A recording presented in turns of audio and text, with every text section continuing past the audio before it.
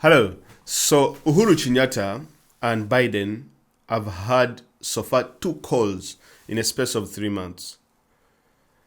First, Biden called Uhuru Kenyatta in December last year when he was a presidential elect, and now he has called him again this week to discuss different issues that are going on in the region. That is in the Horn of Africa as well as in the Great Lakes region. Now, what is interesting is that this is the first call that Joe Biden has made on the on the African continent. Uhuru Kenyatta is the first leader they have called on the African continent. Last week, I explained to you what it means to be called by, the Americans. You also understand that a Chinese agent was moving around the entire continent. I think he's the Minister for Foreign Affairs of China called Jai Chi. And he visited Museveni, gave him a few COVID jabs, and gave him 300,000 Sinovac COVID-19 vaccines that were given to Museveni.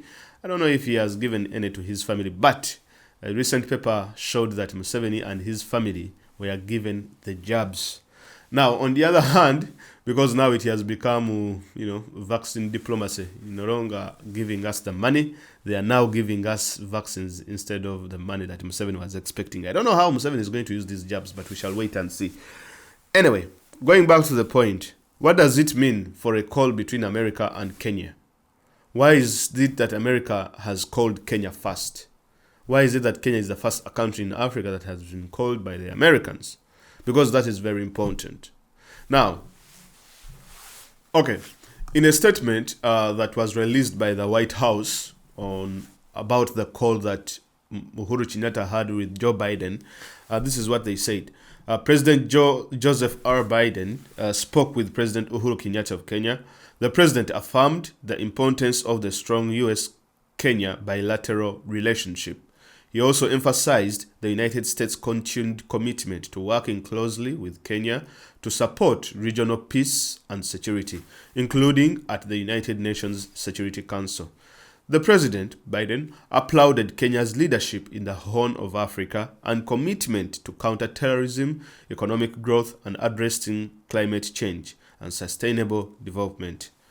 Biden and Kenyatta discussed the deteriorating humanitarian and human rights crises in Ethiopia's Tigray region and the need to prevent further loss of life and ensure humanitarian access. The leaders also discussed the need for cooperation on matters of regional stability. That's the statement that was released. Now, Kenya all of a sudden now is becoming a very big state in the region. You should all understand that Kenya lies in two regions. Number one, it lies in the Horn of Africa, as well as it lies in the Great Lakes region. When we speak about the Horn of Africa, we are talking about countries like Eritrea, Djibouti, Somalia, Ethiopia, Eritrea, Somalia, Ethiopia, as well as Kenya, and Sudan, as well as South Sudan. You can add it there because it was just split. Then it also lies in the Great Lakes region. That is Uganda, the countries that share Lake Victoria. That is Uganda, Tanzania, Rwanda, and then you can throw in Zaire there, depending on how you look at things, as well as South Sudan. That is the Great Lakes region. So Kenya falls in both those regions. That's why you see it is part of also the East African community, but you will see that Ethiopia is not part of the East African community and things of this sort, right? So it depends on how you look at the situation. That's why you need it to be unpacked and broken down. Now, we see that Biden has called Kenya twice. We saw the foreign minister of the UK has visited Kenya like 2 times, I think. We saw Theresa May was in Kenya. We saw Angela Merkel. We saw lots of people have been in Kenya. But no one is visiting Museveni for some reason. I don't know why. Even in the Trump administration, Museveni barely received any visitors. Now, this shows that Kenya is actually becoming a very, very strategic partner for the West. And also, it shows that lots of countries are fighting to have Kenya on their side in order to in order to push their interests and also to push their values here and there. Now, you will understand not only that is the reason, but the reason is number one, stability. Kenya is a bit stable because it has peaceful transfer of power from one leader to another. You have transfer of power from Jomo Kenyatta, from their very first president, to Uhuru Kenyatta, who was the son of Jomo Kenyatta. So you have there Arap Moi, you have Mwai Chibachi, and you have who else? Uhuru Kenyatta, and so on and so forth. Now, in Uganda, you already have change of power by the barrel of the gun, and that's how things have been since our independence. Now, on the other hand, Kenya holds two important positions on the African continent as well as on the United Nations. Kenya is among the three countries, African countries, that represent the continent on the UN Security Council. We all know that the UN Security Council, I think, has, is it 12 or 15 members? The 5 member, I think it has 9. I don't know. I'm not very sure about the UN Security Council, but it has, what is important is it has 5 permanent members, and other members are interchanged, and they come from different other continents. Now, Africa, we send 3 representatives that represent Africa for 2 years. Kenya is one of those countries that represent Africa on the UN Security Council. The other 2 are Niger as well as Tunisia. Also, I would like to clarify, in the Horn of Africa, we also have Djibouti, because Djibouti ran against Kenya, and of course, Kenya won Djibouti, and the politics that was there, we all know. Now, on the other hand, Kenya also heads the African Union Peace and Stability Council. It's the head of the African Union Peace and Stability Council. So when you look at all those capacities that Uhuru Kenyatta holds, you see like he's a very, very powerful gentleman in the region because of the positions he holds. Those positions are much stronger than a head of the African Union, by the way. I think it's Cyril Ramaphosa of South Africa. But Cyril Ramaphosa is not as strong as Uhuru Kenyatta when we are talking about people who have, strong positions that are to deal with the regional stability, humanitarian aid. That's why Biden's first call to Africa was to Uhuru Kenyatta. Now, making this call, what does it mean for Museveni? Well, it means a couple of things. Number one, that the role of Museveni and the role of Uganda in the region has deteriorated, has moved to the bottom of the pecking order on the countries that these countries can actually rely on in terms of help and so on and so forth.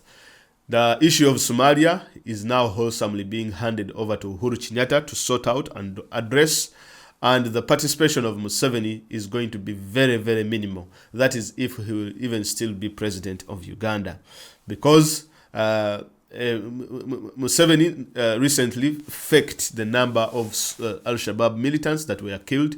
It said that it killed 183, and yet it was a lie. So Biden sees himself as a man of high integrity, that if he aligns himself with Museveni, it's really going to taint his image. It is only countries like China who do not worry about their image that would deal with Museveni. But what is interesting is also the Chinese are now pulling back a wee bit with their, working relationship with Museveni as well as Uganda on the other hand. Secondly, what this means is that calling Uhuru Kenyatta is to make sure that he's on high alert to take positions that former strategic partners have been taking. For example, in the Horn of Africa, one of the longest strategic partner of the West has always been Ethiopia. Ethiopia was always looked at as this country that is stable, blah, blah, blah, blah, and it would intervene at a whisk. But now, when you see Ethiopia is under a very big crisis that they are trying to handle, the neighbors, Sudan, is also not stable, and so on and so forth. That is in the Horn of Africa. Ethiopia was the biggest country that was working in the Horn. Now, on the other hand, Uganda was one of the longest strategic partners of the U.S. in the Great Lakes region. So what this means is that Uganda now, that position, it has been kicked out. That's why you see the UN actually had to shift its embassies. Lots of aircrafts are actually cancelling their they are canceling they're stopping their airlines from coming to Uganda. They are all stopping in Nairobi, and then you have to get another aircraft from Nairobi to Uganda. Lots of businesses are leaving, especially Western businesses, in exchange for Chinese, but even the Chinese are struggling to make a penny. So you see that everything is now not so good. We also understand that Museveni's age is also something that is in check, because we know that he's not the Museveni they knew of the 90s. The gentleman has gotten old, and there is no future in Uganda. Like the West and China and all these other countries are now worried that even if they make any deals with Uganda, there is a possibility that Museveni might leave the next day and they will have to renegotiate everything. There is no sort of continuity in countries like Uganda. Now that is a very big problem. You get it? Because no one wants to do business with uncertainty. Now on Kenya, on the other hand, is that Kenya has this element of certainty that, okay, fine, we are going into elections. It is our biggest challenge, but we will make sure that we do better in the next elections. And that is why lots of people are putting, especially the Western investors and all these kind of people, have put a lot of trust in Kenya to see if at all, it's a country they can work with. And that's why you see Kenya is also trying hard to make sure that they have a peaceful election in 2022, which Uhuru Kenyatta will not be part of. Kenya's seat at the UN Security Council ends next year in December. Now that's a very long time.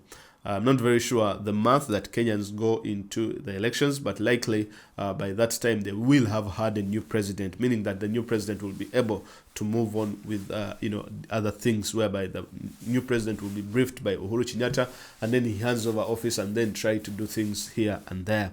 So you see that there is that sort of trust that different countries, development partners have with Kenya, that they trust them here and there. Now, what this means for Uganda is most of the aid that has been coming from the Americans to Uganda is going to be slashed so much. It's going to be slashed very, very much, and Kenya will be taking a big chunk of that money. That is if actually Museveni stays in power. Now, we also understand that where this leads is that you remember very well, Uhuru Kenyatta tried to congratulate Museveni, and he was, I think someone gave him advice: do not do it, do not congratulate Museveni. And Uhuru Kenyatta, when he removed the tweet, you can actually see now that everything now makes sense as why Uhuru Kenyatta had to remove the tweet that was congratulating Museveni. Because when you congratulate Museveni today on the continent of Africa, as well as the international community, it receives a huge backlash in the entire international community. And that's why you see the British Minister for Africa, when he tried to congratulate Museveni, it actually backfired. The entire continent, the journalists and everyone fired back against him. Well, Museveni is also fighting back. You can understand he has started moving a narrative in the country, saying that he needs to return the term limits of the president to 2, that every president is supposed to rule for 2 terms. The same constitution that he amended, now he wants to re-amend it again to reinstate the term limits of the president. Now, I think this is all too late for Museveni and his counterparts. So, let me tell you one thing that I'm sure of. Museveni is not happy that the call is not coming, number 1. Number 2, he's not happy that Kenya is taking all the limelight. He is not happy at all. And what I believe he's saying is that after all I've done for you guys, this is what you pay me.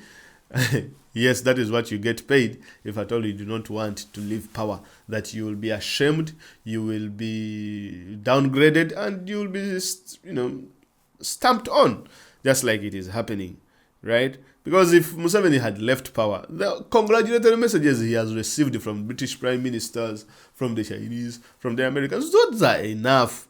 But you still want more and more and more and more.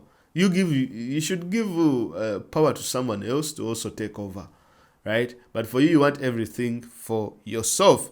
So Biden is not taking any of that stuff, and that's why you see that now Kenya is taking all the limelight. The ship was in Kenya.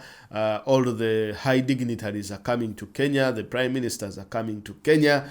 Kenya is signing trade deals. It's signing, deals to train its soldiers. Oh my God. All that is not for nothing. All that it is to make sure that Kenya stabilizes the entire region.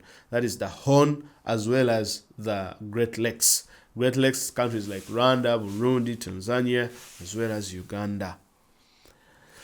Now, we shall continue to watch the developments that are happening, especially outside Uganda, because those really interest me a lot, trying to understand these moves here and there. What is in for Kenya, what is in for Uganda, what it means for our country, and so on and so forth. Now, all of this might be happening, ladies and gentlemen, but we should all know that everything has to go back to us Ugandans. It has to go back to us, because no one is going to come from outside to help us without us helping ourselves first. One last thing before I leave is that what this shows is that Kenya is going to be the country that mediates in most of these issues that are happening in the region. When it comes to Uganda, I believe Kenya might be tasked by the Americans to mediate between Museveni and Bobby Wine, or NRM and NUP in one way or the other. That's what I think. Kenya is going to be, they will be the ones to send envoys and play that role of peacemaker in the region, that is in Ethiopia as well as Uganda and maybe Rwanda. It might intervene on behalf of the West and try to negotiate, because Kenya has been in these situations before, especially when it comes to election, how they manage to pull it off and work together, and in the end attract investment and the country moves on.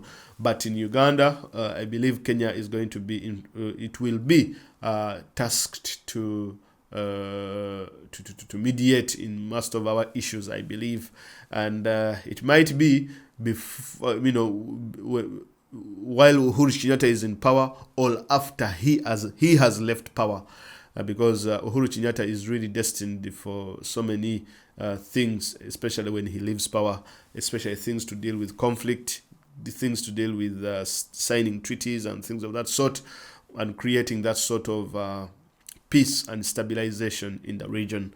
So yeah, that is what I think is happening, and that is why I think it is very crucial, especially the fact that Uhuru Kenyatta has received 2 phone calls from President Joe Biden, and Museveni has received none, and likely he will receive none. I will be surprised if at all they call Museveni. All right, thank you very much for listening to this episode, and please do not forget to share and subscribe to the channel. Have a blessed day, and bye-bye.